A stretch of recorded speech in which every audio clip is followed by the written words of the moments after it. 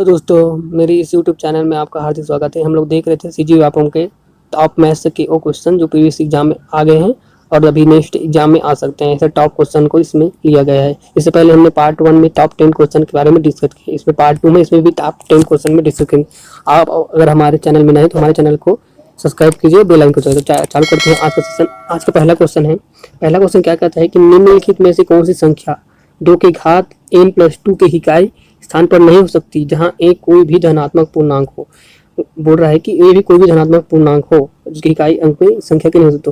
तो क्या करना है, n की जगह हमें प्राकृतिक संख्या लेना है। ठीक है, जैसे प्राकृतिक संख्या 0, 1, +2, 3 रहता है, उसको रख के देखना है कि क्या आंसर आता है। और बोल रहा है कि इस चारों में जो इकाई अंक में नहीं हो सकती उसको बताना है। तो अगर हम n की जगह 0 रख के देखते हैं तो यह 2 के घात 2 हो जाएगा, 4 आएगा।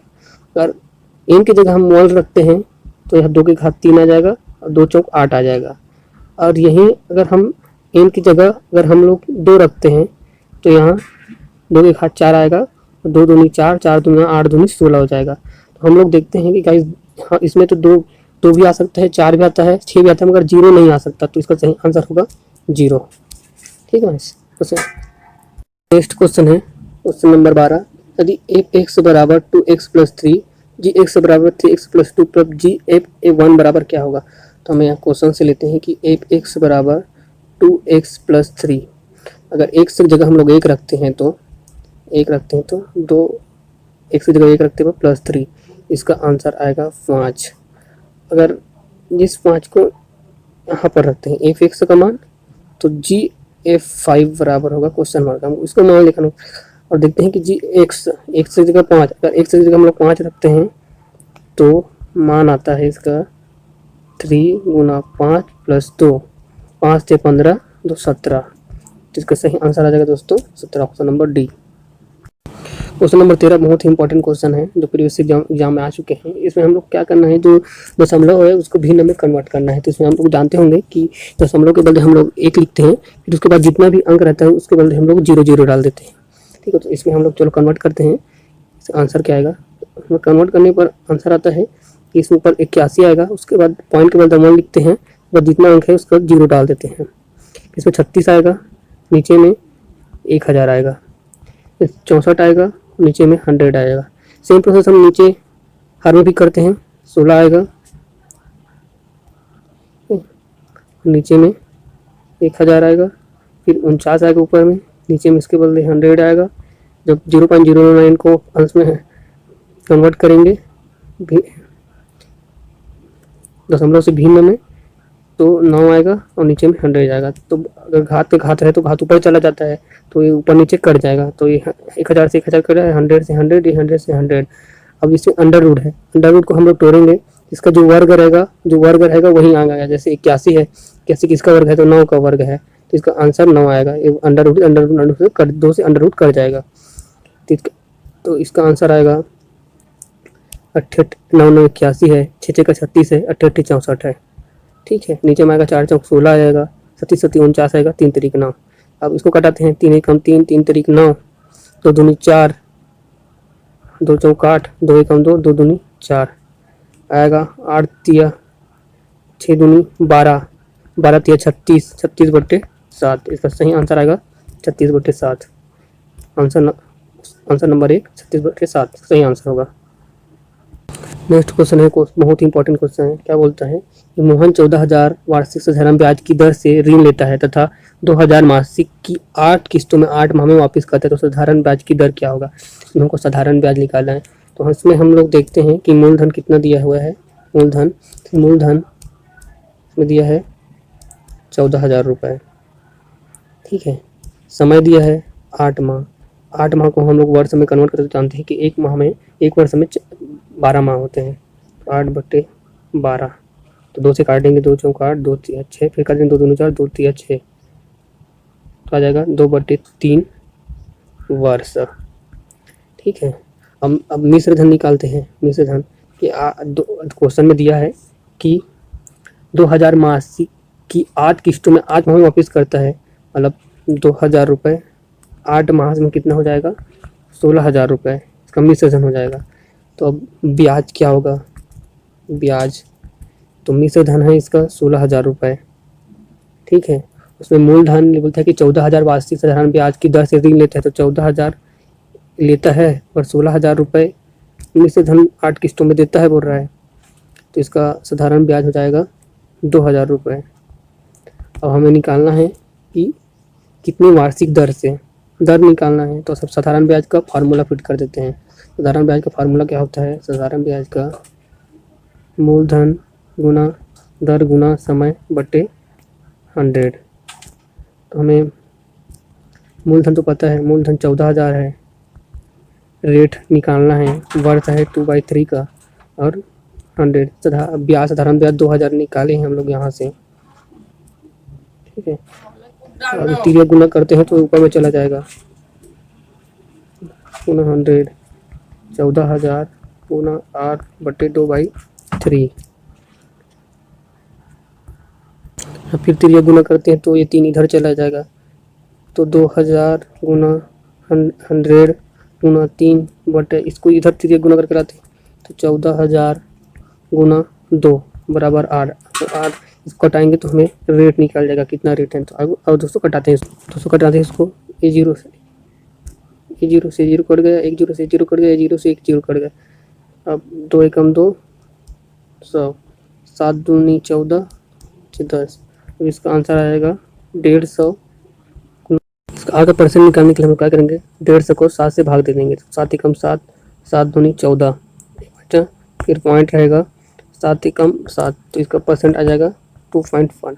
ठीक है, क्वेश्चन नंबर 15 दिया है कि निम्नलिखित चित्र में कौन सा आवश्यक रूप से शर्त है। इसमें दिया है कि त्रिभुज समबाहु त्रिभुज है, कोण ABC बराबर है, छोटे है, ऐसे करके दिया है। इसमें 4 ऑप्शन दिए हैं, तो बताना है कि कौन सा आंसर सही है।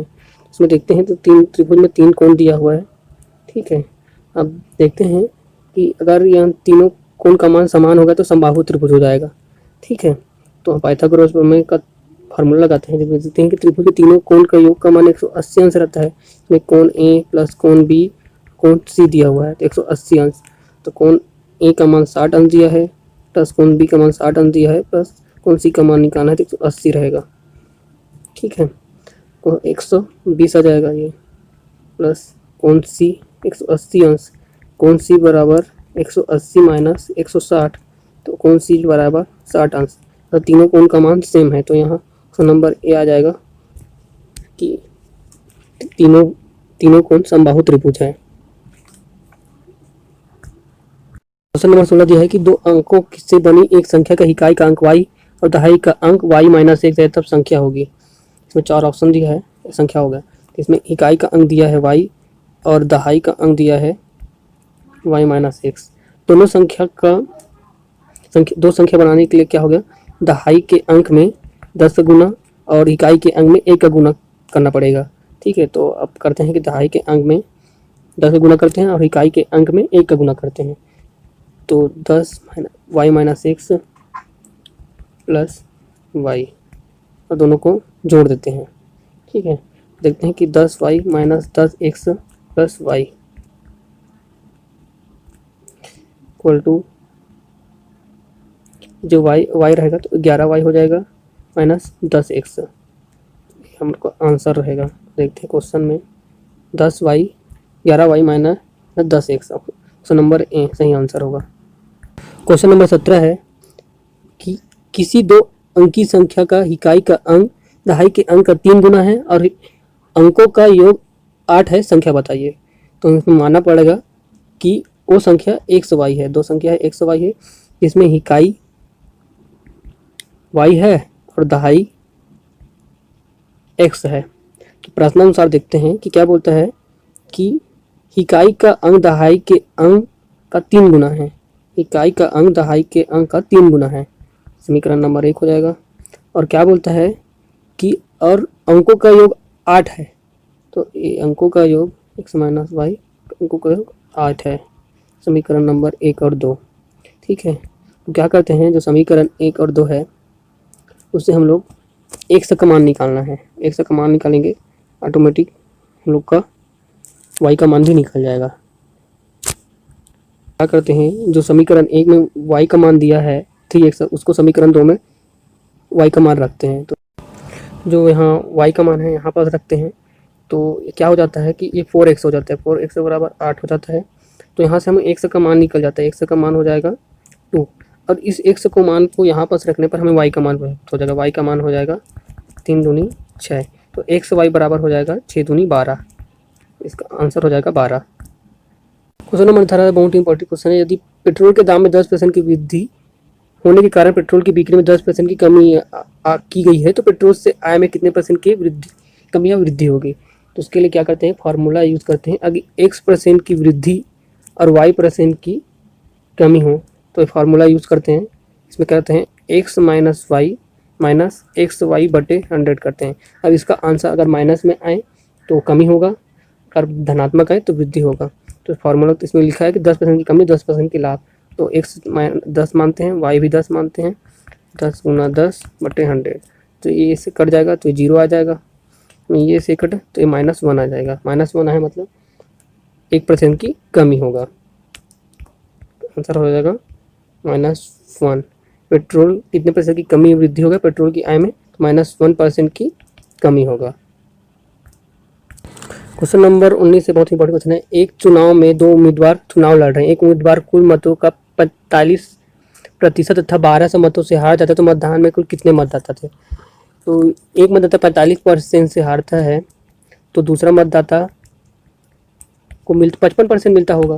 तो वहीं प्रतिशत, अगर एक का 45% है दूसरे का 55% है तो हार का परसेंट 10% होगा। तो कितना मतदान से हटता तो 1200, तो ये 10% बराबर हो जाएगा 1200, और 100% हो जाएगा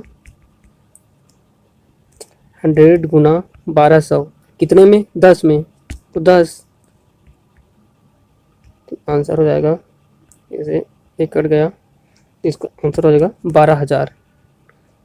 कुल मतदाताओं की संख्या 12,000 होगा, सही आंसर होगा answer number A 12,000। Question number 20 से लास्ट क्वेश्चन है, बहुत इंपॉर्टेंट क्वेश्चन है। एक परीक्षा में उत्तीर्ण होने के लिए 40% अंक प्राप्त करना पड़ते हैं। विजय ने 30% अंक प्राप्त किए तथा वह 36 अंक से उत्तीर्ण हो गया। कुल पूर्णांक कितना था, ठीक है। तो उसके लिए क्या करना पड़ेगा, इसमें ना यहाँ पर अनुत्तीर्ण रह गए, अनुत्तीर्ण हो गया, तो इसमें क्या रहेगा कि उत्तीर्ण होने का प्रतिशत है 40%, इसमें अर्जित कुल अंक है 30%, और 30% किसके बराबर है, 36 अंक, 36 अंक से के बराबर है, ठीक है। तो इसमें परसेंट का डिफरेंस कितना है, 10% का, 10% कितना 36 अंक नंबर का है। तो 100% कितना रहेगा, 100 गुना 36 किसमें, 10 में, तो 10 पढ़ाते हैं, तो ये 0 से ए 0 कट गया, 360, तो 100% था 360, तो कुल अंक होगा 360, तो सही आंसर हो जाएगा 360। कुल पूर्णांक 360 था जिसमें वो 36 नंबर से अनुत्तीर्ण हो गया।